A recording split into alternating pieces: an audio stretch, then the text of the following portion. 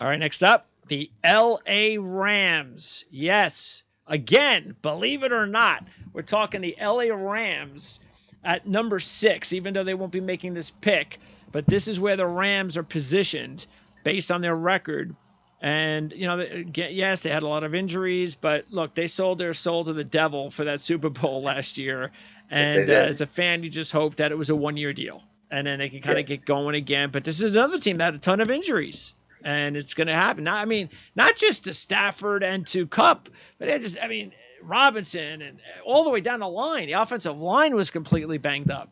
And speaking of the offensive line, that is, if I'm looking at offense, that is clearly the number one position Yep. that they have got to figure. They also got to figure out what to do with Noteboom because they have got to keep him healthy.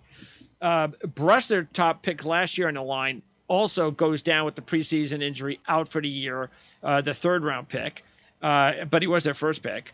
And then Edwards, the left guard, had concussion issues. So the injuries aside, they still need to get some added depth, and that's why that's the clear number one issue. But on defense, I think overall, I would say that they would probably have to add some more talent on the defensive line. I mean, it's like Aaron Donald, and that's it.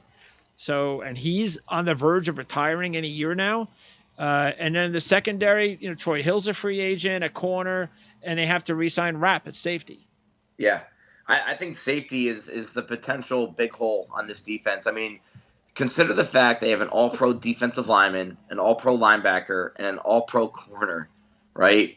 And they're still ranking bottom half in the league in defensive football in most metrics. This is where their strategy of just selling draft pick after draft pick after draft pick. Catch up to you. It comes back and bites. I have a Rams friend, and I said, are you really happy, content with that one Super Bowl? And now you are potentially looking at some very dark days ahead if these injuries pop up, right? Part of the purpose of the draft to me is, other than building the nucleus of your roster, is anticipating injuries and being able to have guys that can step in. And they just proved that they couldn't do it. If they lose Taylor Rapp in free agency, I think he's going to be sought after. I think he's going to be a hard guy to re-sign. You're looking at a gaping hole in the middle of that defense at safety. I don't like Nick Scott. I don't see much in Jordan Fuller. Quentin Lake, Rusty's 2 late-round picks from last year. Are those really going to be the guys that solve the issue in the middle of the field? I don't think so. This is another team that's in the negative, too, in cap space. So right. Yeah. I don't know how they come up with the money, but if they have to, like you said, I don't know how they do it, but they have to find a way that even if they don't sign anybody else of consequence, they've got to find a way to save every bit of money to get Rapp back. Yeah. I think Rapp's a really important re-sign for them. But who knows there? And like you said, what you opened up with the offensive line, it's definitely an issue. I mean, Andrew Whitworth meant a lot more to that team than I think people gave him credit for. And from a physical standpoint, but also just an intangible standpoint, being the leader of that group. And now you're looking at a quarterback that's definitely on the back nine of his career, does not move that well. I even think there's a hidden need at wide receiver. Allen Robinson was not what we thought he would be this year, and I don't know if there was something going on there or. Oh, he was just overrated to begin with. Right. So you're going to get Cooper Kupp back. I think by the start of the year, if I know Cooper well, he'll be back by the start of the year. But you had one thing I noticed this year, and they're playing with a backup quarterback for most of the year, but I didn't see any other wide receivers on that team kind of rise to the occasion. No. And product of the system. That's a sneaky need on that team. Well, here's the problem. They've spent 2 second-round draft picks on Van Jefferson and Tutu Atwell. The Tutu Atwell one was the worst. I mean, we all knew it at the time. How do you spend a second-round draft pick on a diminutive kid like that? Yeah. It just made no sense. You could have one-trick pony. Yes. Yeah. So, but again, fact is, I see what you're saying, and I can see it happening because the receiver position is so important to this scheme.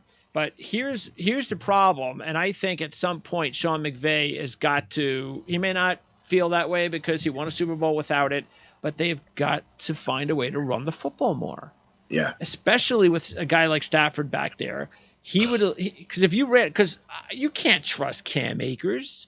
Mm. So you've got to find, and Kyron Williams is just he's just a body. He's not somebody that's going to explode in the next year or two to be a star. So I'd rather, if I was going to pick a skill position I'd rather go with a running back than a receiver, but I believe you that knowing McVay, they probably would go with receiver over running back. Yeah, I mean, McVay would just say, "Hey, we'll throw the ball 55 times a game." That's the way he thinks, and it's I don't know if it's ego or if it's a philosophy thing that he truly believes in, but I agree with you. They haven't invested enough in that running game up front too. I've always thought they haven't handled the offensive line very well. You could say I was wrong because they won the Super Bowl last year, but I've been saying this for a long time that once Whitworth goes back, you're going to see how bad that Big line difference. is, and it's exactly what we saw. And again, injuries killed them. Yeah, because if you look at their offensive line right now, 4 of the potential guys, if they go with what they have right now, 4 of the guys that are starting on their depth chart were not there at the end of the season. Right. That's a serious issue. Yep. Havenstein, look, if you bring, Notebook will be back. Havenstein is fine. So you've got your bookends are okay. You do need to get a backup, somebody, because, Noteboom is never healthy for an entire season. Right. But without question, Allen is also injury prone at center. You just lost Bruss for the season. So, yeah, offensive line. Edwards is a free agent, I believe. Didn't play that well this year anyway. But, there's a lot of questions on the interior. Yeah.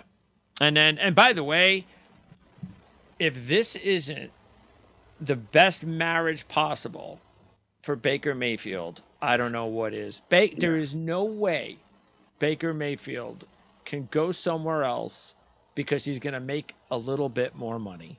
Yeah. First of all, I can't imagine anybody's going to give it to him. Right. So I think whatever amount of money that the Rams want to give Mayfield, they give him. And I think he is the perfect, it's what we saw, and knowing McVay, the way he can coach quarterbacks, I think he's the perfect next guy in line once Matthew Stafford leaves. Yeah. Yeah, you said it best. There's no point in him going unless LA really does not want him, and I believe they do. So there's no point. Yeah. I don't care. I'd be shocked. Who offers him what. Yeah, get away from the idea of wanting to start in the league. You're not going to be in a better situation around a better offensive mind than what the Rams have. So, yeah, I agree. Sit tight in LA, wait your turn again. By the way, Troy Hill, I know he's more of a slot guy. Kobe Durant, the 4th-round pick. Yeah. How does that work moving forward? Because Hill's a free agent. Did Hill play more outside last year? And Durant slot? Because that's what the depth chart looks like at our lads, and I'm not sure exactly how that worked out. But Durant was the primary slot for them, and he actually was a playmaker. He had a couple pick sixes this year, and they were speaking very highly of him in training camp at the beginning of the year. And it's almost like he's one of those guys that kind of just popped right away. He did play 167 snaps in the slot and 78 on the outside. Size-wise, I think he needs to stay on the outside. And then Troy Hill is going to get the numbers so you have something objective to listen to. Again, if they re-sign him, because I believe he's a free agent as well. He's a free agent. He was 452 snaps on the outside, 172 at slot. Yeah. So that's almost 3-1 there. And Troy Hill should not be on the outside. I mean, if that's the case, then they probably should let Hill go, move Durant full-time in the slot, and then that means they got to go out and get themselves an outside corner. I don't think Troy Hill will be back. Simply put, they wouldn't be able to afford him anyway. Yeah, they got rid of him once, and I don't think they're going to bring him back a third time now. All right, now, and by the way, isn't it a shock almost when you see, and it's because of the movement from St. Louis to L.A., but isn't it a shock that Les Snead is in his 12th year?